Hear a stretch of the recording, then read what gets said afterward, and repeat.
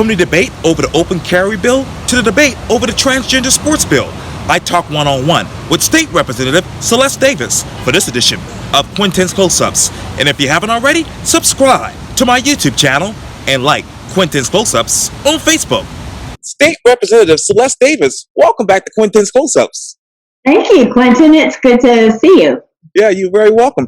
Obviously, you're a mom, you're a wife, you're an alumni of the College of Charleston. You have obviously sons and whatnot, and you are a big proponent of STEM. Yes, I am. Thank you for noticing. I appreciate that.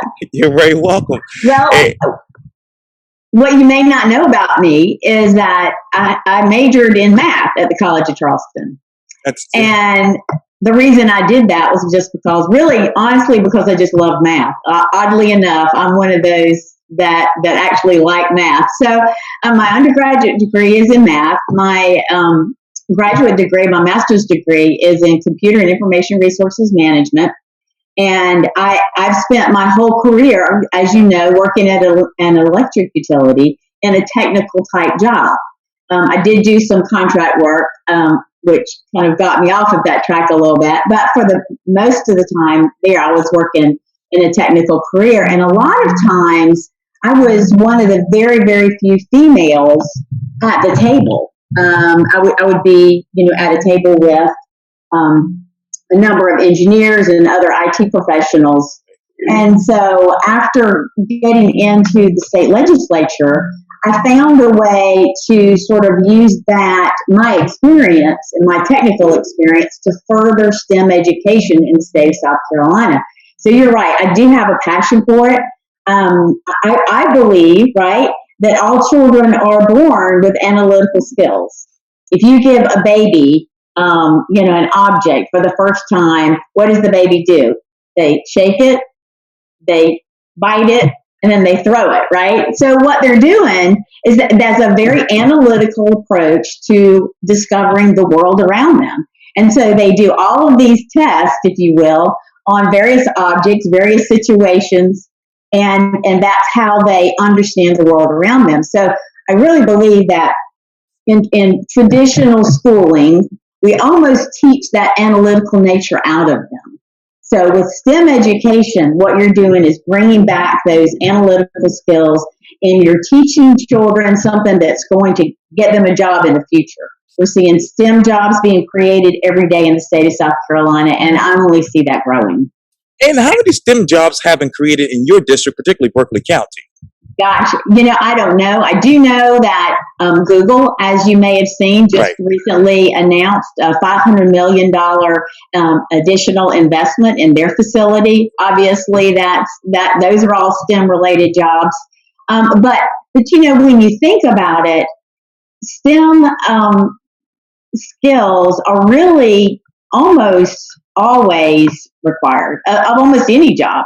Even if you're teaching or working at a desk, all of these skills I think are applicable to many, many jobs. So I don't know exactly how many. That's a good question, but I do know there's quite a bit. And I know you don't know the answer to it right now, but how many STEM jobs do you want to bring to your district in the next 5 years? Wow. I would love to see, not knowing how many we have now, I would love to see it double. Okay. STEM jobs traditionally have higher salaries. And so with those higher salaries usually come additional education requirements. But I would love to see the number of STEM jobs double in Berkeley County. I would love to see more people in those jobs and higher incomes, because really that just lifts all boats, right? And I would also love to see a lot of those STEM jobs out into the more rural areas of Berkeley County. Honestly, I believe that what we're going to see in our area, right, in the Tri-County area, I think a lot of those STEM jobs are going to move up the I-26 corridor. I'm calling it a Silicon corridor. I think some others are calling it that too. But I think you're going to see a lot of those jobs move up the I-26 corridor towards Orangeburg. And how that helps Berkeley County is that the people that live and work around that area, I think, will move and be in Berkeley County for the most part. I think you'll see a lot of growth in the area between I-26 and the lakes, because I think you're going to see people wanting to migrate that way to live. How do you deal with that growth with smart growth? Well, I think good planning is key, and Berkeley County is doing a very good job of that right now. They've initiated a planning process, and I don't exactly know where they are in that process, but it's a very deliberate process, and I think that's where it's got to start. It's got to start with good plans, and it's got to start with a willingness to look far enough into the future that you can lead in a direction. I think we've got to be careful about, our land use. Here in Berkeley County, the people of Berkeley County have always been people that have enjoyed the outdoors. We've always enjoyed hunting and fishing and, outdoor recreation. And so I think all of that is going to play a part in that smart growth. Additionally, you're seeing more and more people, and I think the pandemic has played a part in this. More and more people are wanting to get outside, and they're wanting to hike, they're wanting to bike, they're wanting to walk and run. And so I think that growth plan has to include all of those different needs and desires of people. What would be the ideal plan for land use in the future in your district? Wow, I would like to see the conservation of as many wetlands as possible, not only for an ecological point of view or from an ecological standpoint, but also because I think that time has shown that if you go in and you fill wetlands indiscriminately, which I'm not saying that's being done, but it has the possibility to be done. But I think if you fill those wetlands, that water goes somewhere and it can go into neighborhoods. So I think that a lot of times where you see these neighborhoods that are flooding that have never flooded before, it's because of the growth that's happening around them. And I think that relates to land use and conservation of land and just being smart about it. Yes, ma'am. When you look at the growth and you look at the wetlands, where does fill and build fit into that particular description? Well, for example, right off Jedburgh Road, there's a large project going in there. I mean, you may have ridden that way lately, but as you ride Jedburgh Road up towards I-26, you will see a very, very large warehouse being built on the right-hand side. Well, that's part of a larger project, and I think it's good because, those warehouses are meant to be distribution points so that we can move goods quicker and more efficiently and effectively in the United States. So I understand that. That particular location, from what I understand, the wetlands there are the headwaters to the Ashley River. So when you start disturbing headwaters and you start filling 9 acres of wetlands, I think we have to take a slower approach and just make sure that we're being very thorough, and that all of the surrounding voices are heard. A lot of the people that live in that area are concerned not only about the rapid growth, but they're concerned about the fill of those wetlands and how that may affect their neighborhoods and potentially flooding in their neighborhoods. So that's just an example of what we're seeing here in Berkeley County, because Berkeley County is part of the Low Country, and we do have a lot of wetlands and a lot of low-lying areas in our county. And I think there's some folks out there that are doing a very good job of managing that and making sure that we make the right decisions for the future, for the long-term future, and for our quality of life. So that's just an example of some of the things that I think we need to be considering as we grow and plan for new growth. Where is the quality of life right now? Well, I think that you would get different answers from different people, obviously. Berkeley County is a very large county. It's a diverse county. My district in particular goes all the way from the other side of I-26 into Somerville, Nexton and Cane Day, and those groups, obviously have a lot more resources, a lot more, they've got grocery stores that are close by, they've got a hospital over that way now, they've got lots of roads and infrastructure. So those folks have a lot more than, say, the folks in rural St. Stephen. And we're working. There are a number of people working to bring more jobs and more businesses into that area, so that those people have more options and more growth. But of course, there are people that live in the rural areas on purpose, right? They like being out there and not bothered by a lot of traffic and growth. And I understand that. So I think quality of life. Quality of life is good in both of them. That is amazing. I think we need to be careful about maintaining that quality of life and making sure that those people that don't have a good quality of life for whatever reason, I think we need to work to bring up that quality of life. For example, in St. Stephen, where I know some folks are working to bring more jobs into that area. You talk about jobs, and when you talk about jobs, you obviously talk about technology. Let me go off topic for just a second. Obviously, there's been a big issue about Wi-Fi during the entire COVID process here. Right. Should the state of South Carolina make internet a utility? Well, that's actually a very good question. And it's a question that I've pondered. I think that it will become a utility because broadband access is really an infrastructure issue.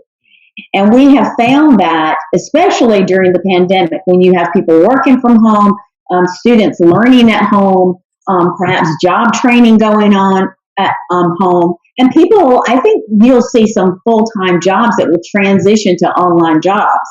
So, and not to mention healthcare and telehealth. I mean, telehealth has become critical, right? Has become critical during this pandemic. And I think that we've become more dependent on technology.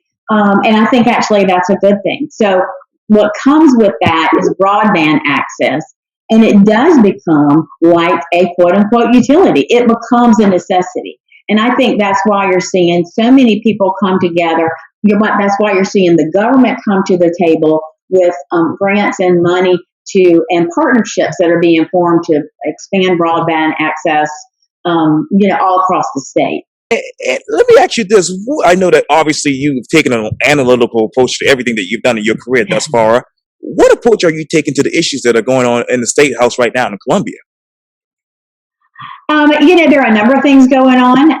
I'll mention a few bills that I filed personally that I think we're seeing some movement on. One, as you've heard and as we've discussed in the past, is the waste tire recycling issue. I filed that bill last year. It passed the House. It stopped in the Senate because of the pandemic. So I refiled the bill. I think it's an important bill. I think it needs to be, we need to pass it. And so that the waste tire recycling issue is addressed. The issue that we had here in Berkeley County, that's gone on in other areas of South Carolina, and it's gone on all up and down the East Coast as well. So that bill, I refiled it. It passed out of the House. It's in the Senate. Another bill that I filed was a bill about the feral hog issue, which you may have seen. Right. Oddly enough, that issue has gotten a lot of press, a lot of attention, and it's a problem all across the Southeast and a problem that's spreading throughout the United States. The federal government is very interested in addressing the problem of feral hogs. Our farmers are deciding not to farm. It's a $115 million problem for our farmers every year. It's affecting our national forest and the U.S. Forest Service ability to be able to do their controlled burns. So that's passed the House and is in the Senate. I also filed a bill that allows for Palmetto Fellow Scholarship recipients to use their scholarship at a tech school. Now, that probably only affects a few students really in the grand scheme of things, but I think it sends a very strong message. And that message is that technical school is important, and technical school can be a vital part of an advanced degree, a 4-year degree, or it can be a vital part of having a certification. So it is a very valid, very good way of getting an education to get into some of these better jobs, including STEM jobs. So that's an important bill. Another bill that I filed has to do with financial literacy and teaching financial literacy in school. Now, students in school now have an economics class that's required. This financial literacy would take the place of that economics class. I believe, honestly, that you could get a full semester out of teaching financial literacy because there's so much there that needs to be taught. In the meantime, that same bill was filed in the Senate and has passed in the Senate. So we'll be coming over to the House. So, there are a lot of bills that I am championing personally. Something that I'm looking at and that I may be working on next is certificate of need. And that is a process whereby if let's say, a hospital wants to build a new hospital in rural Berkeley County, before they do that, they have to go through a process with DHEC in order to get the certificate in order to build that hospital. Well, I'm talking with some folks. This is a bill that's been filed in the past that would repeal the certificate of need. So I'm going to be looking at that next, and that's just one more thing that's going on. There's a lot going on. If you want to talk about something specific, we can. As a matter of fact, I got to talk to you about a couple of two big issues that obviously came to the House this week. As you know, a committee in the South Carolina House has rejected a bill that will prevent transgender students from playing on girls' sports teams in middle and high schools. The House Judiciary Committee tabled the bill Tuesday without a recorded vote, likely dooming any chance of it passing in 2021. South Carolina was one of the more than 20 states considering restrictions on athletics or gender-confirming health care for transgender minors this year. Mississippi's legislator has already passed the sports ban. South Carolina Republican Makia Caskey of West Colombia made a motion to table the bill, saying supporters failed to show it was a problem that lawmakers actually needed to solve. Is there any documentation that trans in sports is a problem in South Carolina, and particularly in your district? Well, I don't know about my district. I do know in the state of South Carolina, there have been only a few situations where transgender students have gone through the process in order to be included on a team. It seems like 2 of those were denied and 2 of those were accepted, but I'm not quite sure about those numbers. I don't think that it's a very big problem in the state of South Carolina now. But I think that there again, this is legislation that does not, I don't know exactly what the word is, but it doesn't put aside the needs of transgender children. What it does do is it protects women's sports. I am a proponent of the bill. I was in that Judiciary Committee meeting. It was a voice vote, and I voted a vocal no. Of course, we all had masks on, and that makes it more difficult to do a voice vote. And the chair decided that there were more yay votes than nay votes. So I believe it's a bill that will come back up again. And there are a lot of people that are behind that bill. I talk to all types of people every day that want to protect women's sports, and it's about protecting women's sports. It's not about disenfranchising trans children at all. And so I see a need for it. I think there's a lot of support for it, and I really think that we need to readdress the issue. And I know you just mentioned that obviously, you have 2 people, the AP says 2 transgender women over the past 5 years have been granted waivers to play sports, while 2 others for transgender men have been denied. And this is universal here. Can you cite an example of trans girls in sports in South Carolina? No, I don't know of a specific. I don't know of a specific situation. Okay, and I know that a group of South Carolina lawmakers have added back protections for gay or transgender people to a hate crime bill, as you know. When did the House consider adding stalking and harassment back into that particular bill? Well, I was in that meeting as well. That was a Judiciary Committee meeting. I don't exactly know why. What was taken out? Well, there were a number of things that were taken out, including age, which I asked about specifically. gender and sexual orientation were taken out of the bill along with some other things. They were taken out in subcommittee, which I was not in that subcommittee meeting. I don't exactly know why those were taken out, but we did, in our committee meeting, we did put those back in, gender and sexual orientation, into the hate crimes bill. Now, the situation about harassment, we did have a long discussion about that, and I think that we will have more discussion about that.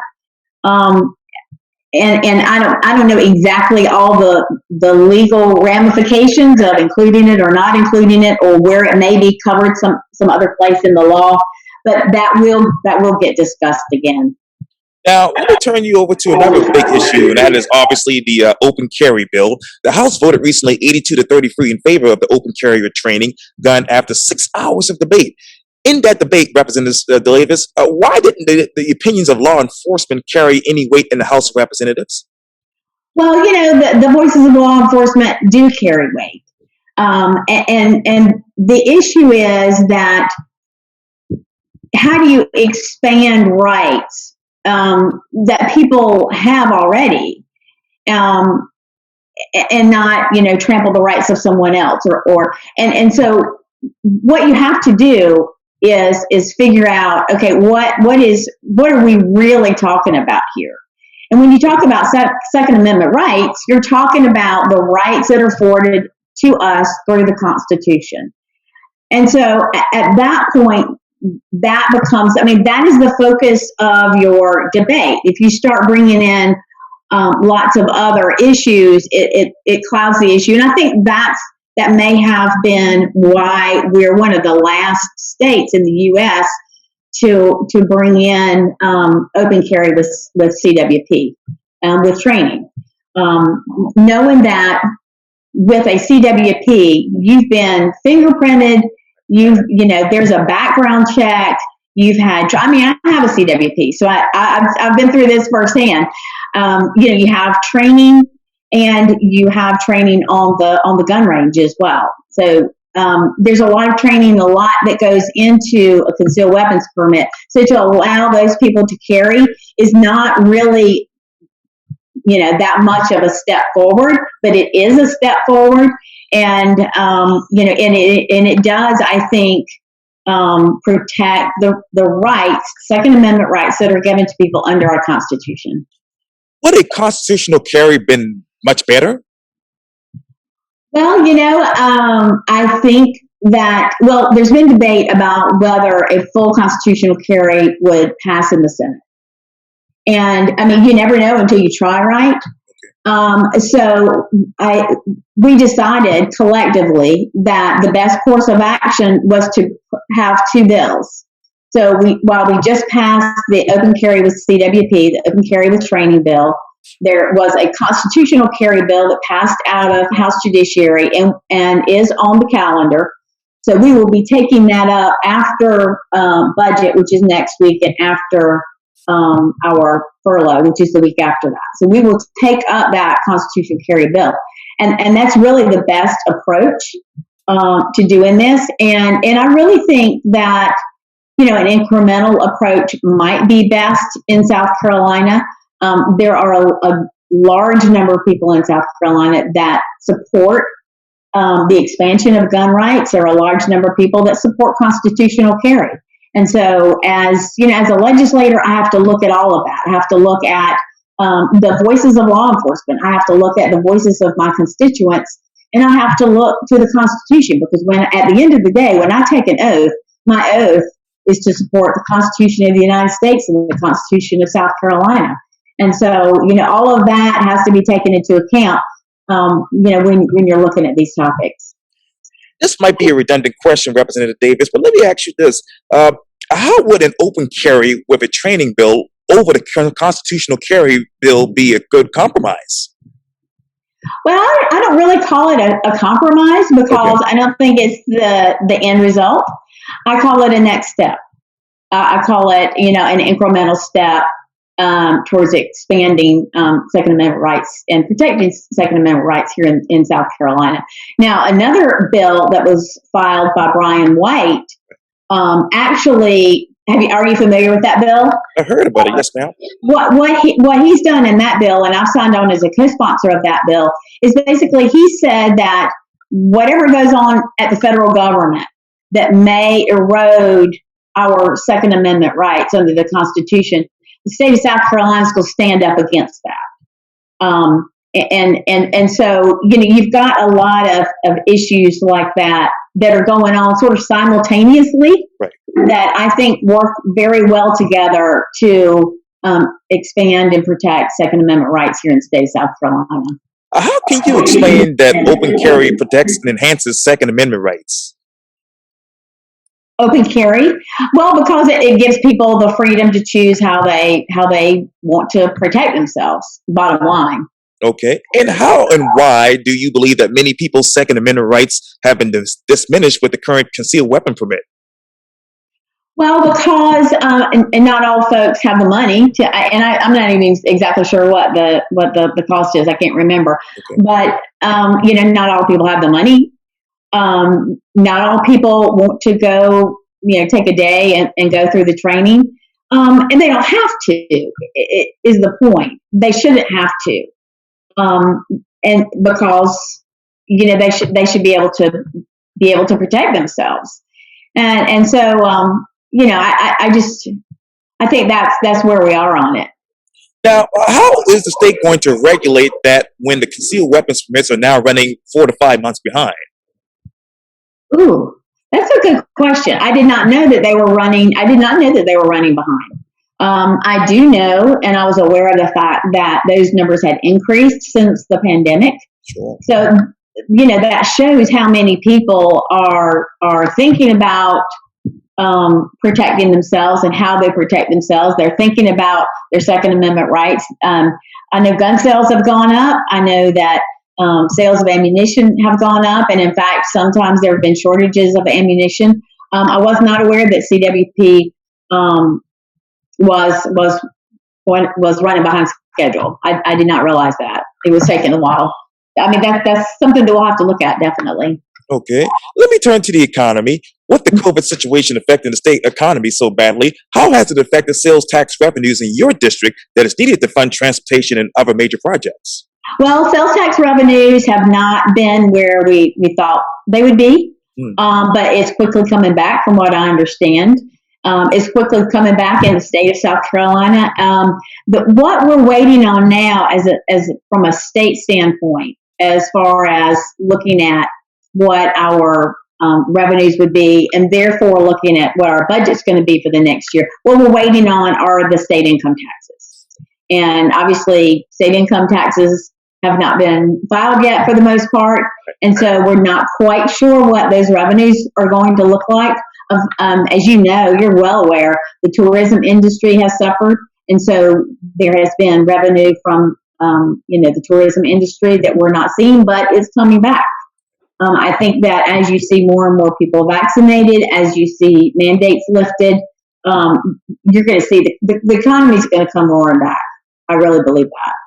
And this might be redundant, but I know the General Assembly delayed the finishing of the 2021 budget this spring after COVID-19 started spreading, saying the virus was causing too much uncertainty to lock down spending all the way through to June 2021. Instead, you all agreed to keep the spending at the levels of 2019 to 2020 and revisit the situation, obviously, later this year. Right. We are in March right now. Where are those levels? Well, I mean, like I said, we're coming back, and we're going to be taking up budget next week. So I'll have more information on that next week. And like I said earlier, we're also waiting on the personal income and corporate income tax revenues as well to see where that stands. But I mean, from what I can tell, it looks like we're coming back, and we're going to be in another period of growth.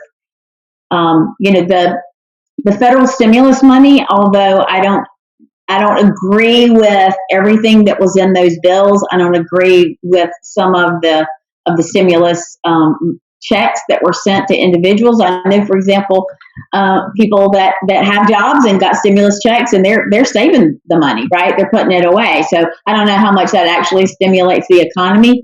So I don't agree with some of that, but I do agree that lifting mandates and getting us back to normal, getting our children back to school. All of that is exactly what we need to be doing. State Representative Sylleste Davis, thank you so much for your time. And again, welcome back to Quintin's Close-Ups. Thank you, Quintin. It was nice to see you again. Hopefully I can see you in person soon. Always. I'll be right here.